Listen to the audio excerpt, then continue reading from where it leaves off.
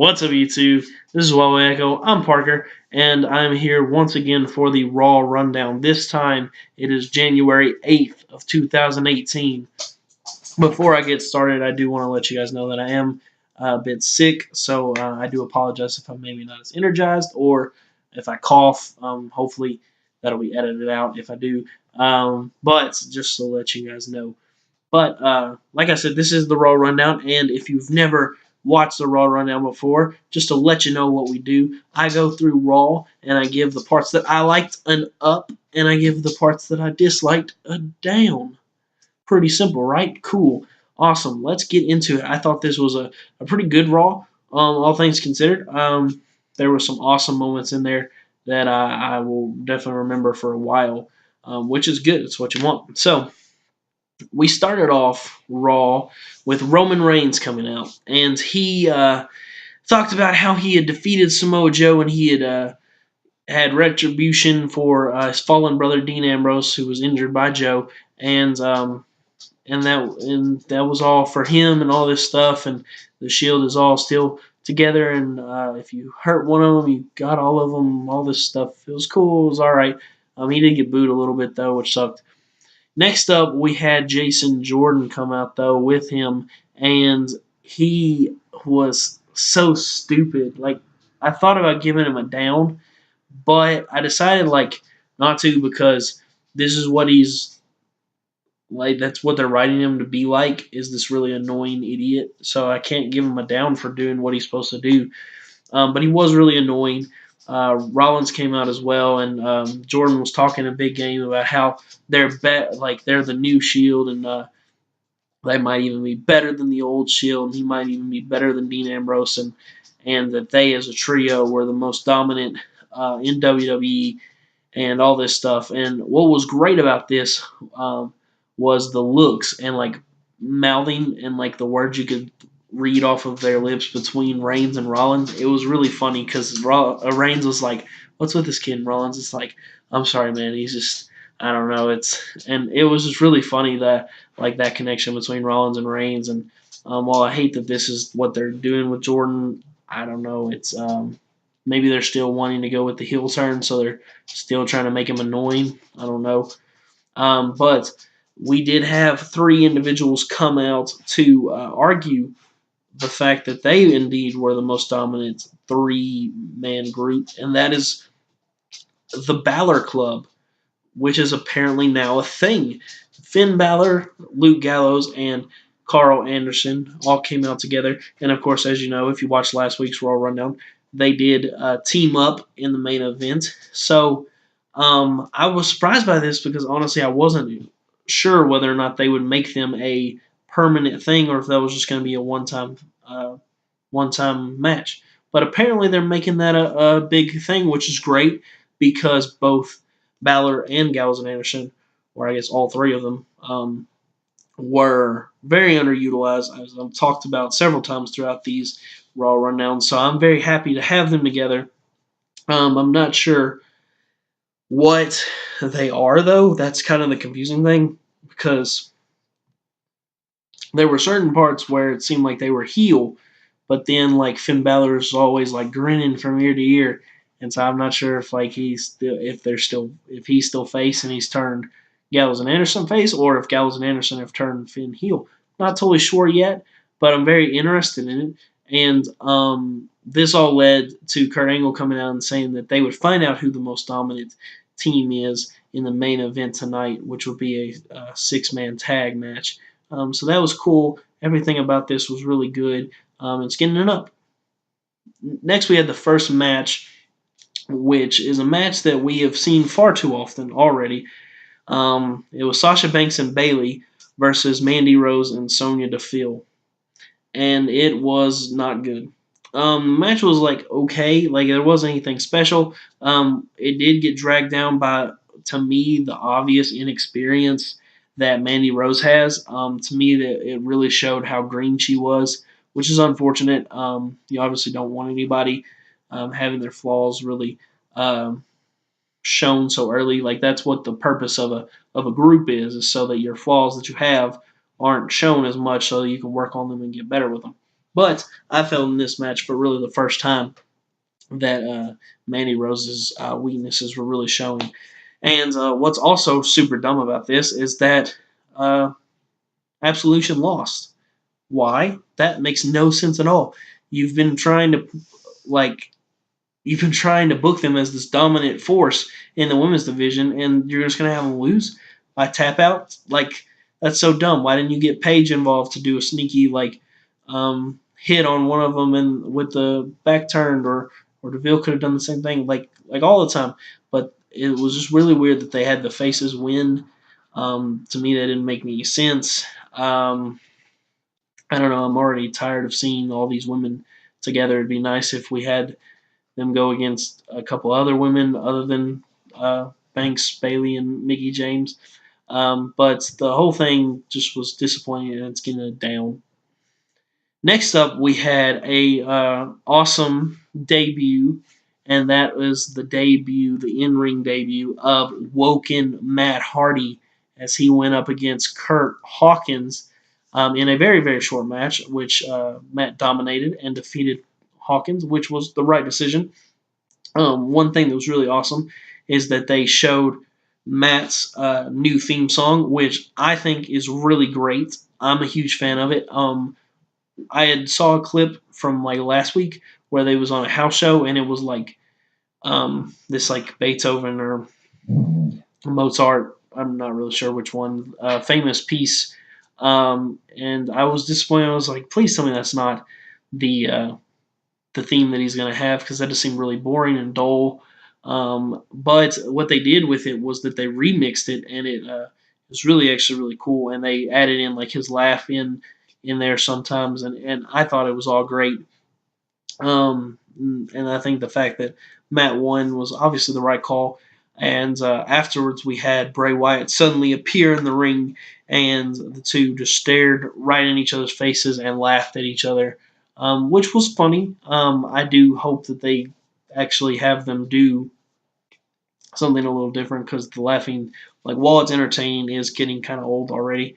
Because that's all they've been doing. I want them to be in the ring with each other and give promos and bounce off each other. I think that'd be really awesome, and we could see some actual real magic between the two of them. But I'm loving Woken Matt so far. I love his theme. I think it's really stupid that they still put on the Titantron Hardy Boys instead of Matt Hardy or Woken or Broken or something like that. Or I maybe they just haven't had time to get a new um, Titantron for him. I don't know, but I hope that they do change that because um, we want him to be separate from his old persona. But all this was awesome, and it's getting a huge up. It was very entertaining. Next up, we had the return of The Miz as he came back from his injury, aka shooting his new movie.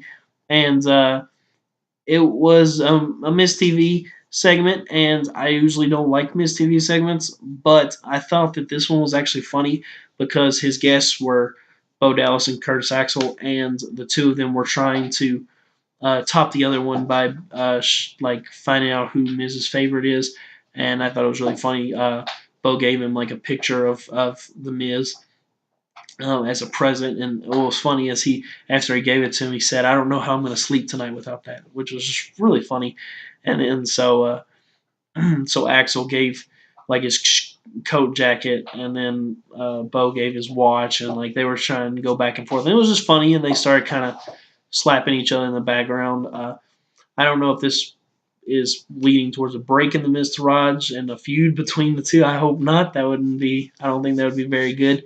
But it was entertaining, and Miz did. His main thing for coming out there was to say that he was planning on reclaiming his Intercontinental title from Roman Reigns, and it was announced he would get his ring match at the 25th anniversary of Raw in a couple of weeks, so that's cool. But yeah, so it's getting it up just because of the entertainment of Dallas and Axel, honestly. Next up, we had a background segment or a backstage segment between Kurt Angle and the Bar, and they were talking about when they were going to get their rematch for the tag team titles. And Angle said, "Fine, you can have it at the Royal Rumble." And they were like, "Cool, that's awesome."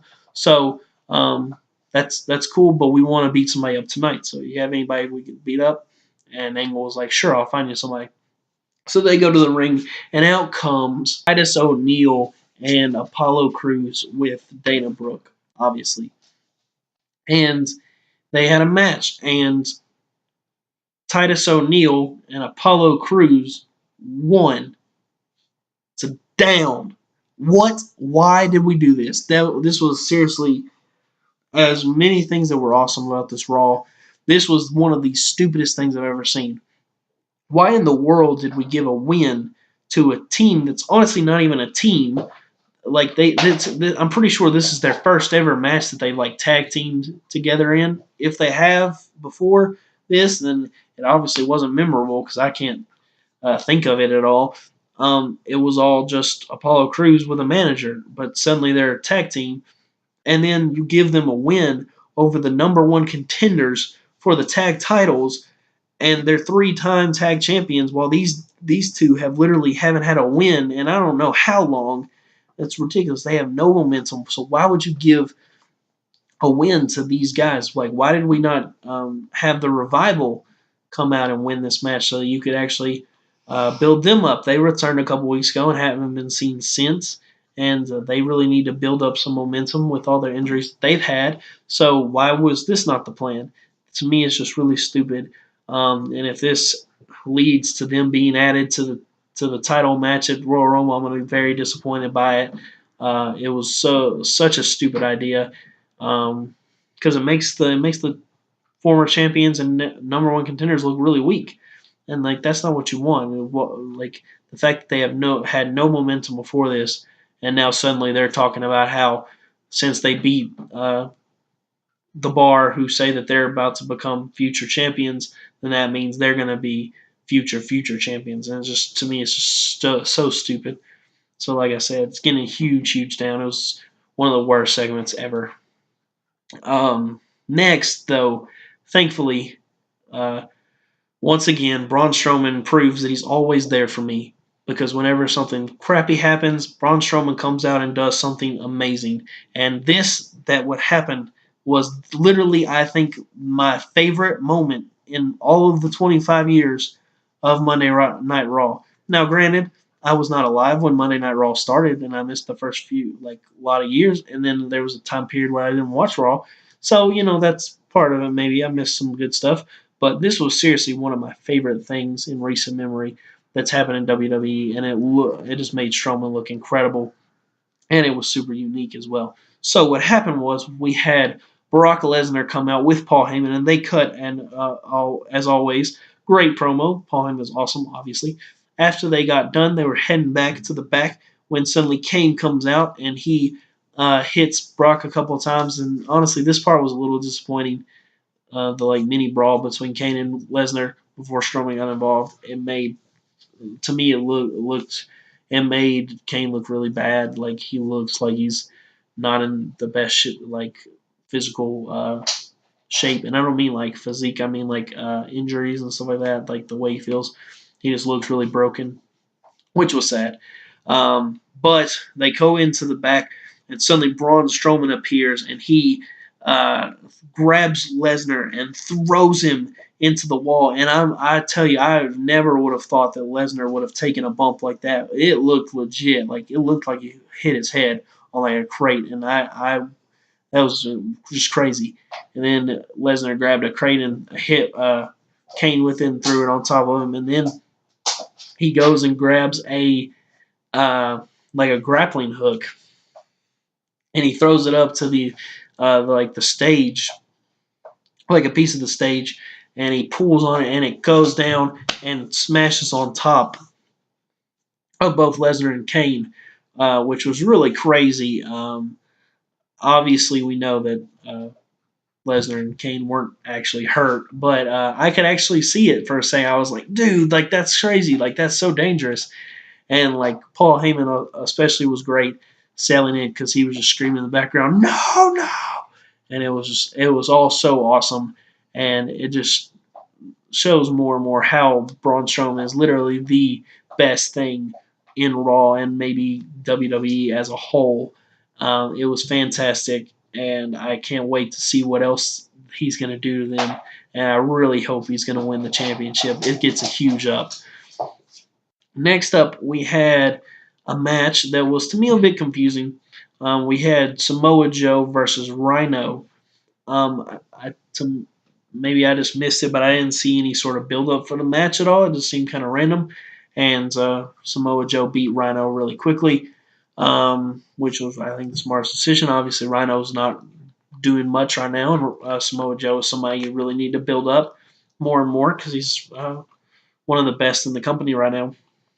And after the match, he dropped another like just amazing and vicious promo announcing he was going to be in the Royal Rumble match, and he was going after John Cena especially, and it was just really great. And I hope he destroys John Cena for sure. That'll be awesome. But Samoa Joe just gets a huge up. He's fantastic. Hopefully he's not actually injured like they said that he was. Hopefully that's just because he's got to go away for a couple weeks to do his voice work for a TV show. But if he is injured for some reason, then we wish him a speedy recovery, obviously. Next up, we had Nia Jax and Alexa Bliss. Backstage, Alexa said that Asuka had talked bad about Nia and had insulted her, and this led, even though Nia apparently realized that Alexa was lying, she still went to the ring to attack Asuka as Asuka was coming out for a squash match with some nobody. Um, and the thing that was disappointing about this is it wasn't a very good attack. She literally came up behind her and like did like the electric chair and like fell backwards, and then she like did like a rolling senton or whatever you call it. I'm not really sure on top of her, and that was literally it. Um, yeah, that wasn't very exciting. Wasn't much of a brawl. Wasn't much, didn't I didn't think made Nia look very strong. I didn't think it made Oscar look good at all, and it just the whole thing to me was just really stupid. Just getting it down. And finally, we did come to the main event, which saw the new Balor Club up against the new Shield. And obviously, the match was really great. And there's my dog, or not my dog, it's my roommate's dog. Just giving a quick cameo. Um, the match was obviously great because everyone involved was incredible, except for Jason Jordan. Um, I thought what was great about this is that the whole like literally Jordan never got a tag. Jason Jordan was never tagged in at all. Roman and Seth kept tagging each other in, and they were doing all the work, which to me was just really good storytelling because it showed like from the beginning that they're not cohesive with him, and they don't really truly trust him, um, and I thought this was really great. It did put them kind of at a disadvantage because it was basically 2-on-3, but they obviously are holding their own because Roman Reigns is involved, and he's a big dog. Um, so the cool thing was is that the Balor Club won. Of course, this came from where Jordan screwed everything up for the faces or for the new Shield. He got in the ring because he had been knocked over off the apron as Rollins was going to attack for Reigns, and the referee didn't see him because he was looking at Jordan, and so he pushed Reigns back to the side, saying he didn't get the tag. And as he did that, Rollins was hit with the Magic Killer by Gallows and Anderson, and then uh, Jordan was trying to get Seth up and wasn't paying attention, and Finn was going in for his drop kick in the corner, which sent him for his coup de grace, and Seth pushed Jordan out of the way, basically sacrificing himself, getting hit, and then getting the coup de grace as well, which led to the pin. Um, Obviously, Jordan was super annoying, and like I said, a part of me wanted to give him a down, but that's his purpose. His whole purpose is to be annoying, and you're not really honestly supposed to like him as part of this team, from what I can gather. So I guess it worked, and the match was great, and I loved everything about it. I love that the Balor Club got a win. They really needed that, and hopefully it leads to a lot more for those involved because they obviously deserve it because they're incredibly talented individuals. Um, but with that up, we come to the end of Raw, and while it was kind of close-ish, the ups do win, and while there were some really disappointing parts to this Raw, there were some amazing points as well, which led to me really enjoying everything about it. And it's all leading to the Rumble. It'll be interesting to see what happens with the triple threat match. Will they go continue with the plan for Lesnar winning, or will they let Braun actually win? That'll be really interesting to watch and see. And obviously, as more and more people did announce themselves in the Royal Rumble this week, where it's starting to fill up, and so it's really going to be interesting who all is going to be involved and what all happens. But to figure out what happens, you got to stay tuned and watch more Raw rundowns. And the way you do that is you subscribe. And when you subscribe, you'll not only get the Raw rundown, you'll also get the SmackDown survey, where Zach does the exact same thing that I do on the rundown, except for it's at SmackDown instead of Raw. See how that works? We do obviously our pay per view reactions and predictions, and we talk about what we thought about the pay per view as well. So if you're interested in any of those things, please subscribe if you haven't already. If you enjoyed this video, please hit the like button. We'd really, really appreciate it. And if you have anything that you want to say about this Raw, then please comment down below as well. But with that, guys, I'm going to go ahead and get on out of here. This has been Walla Echo. I'm Parker, and we will see you very, very soon. Peace.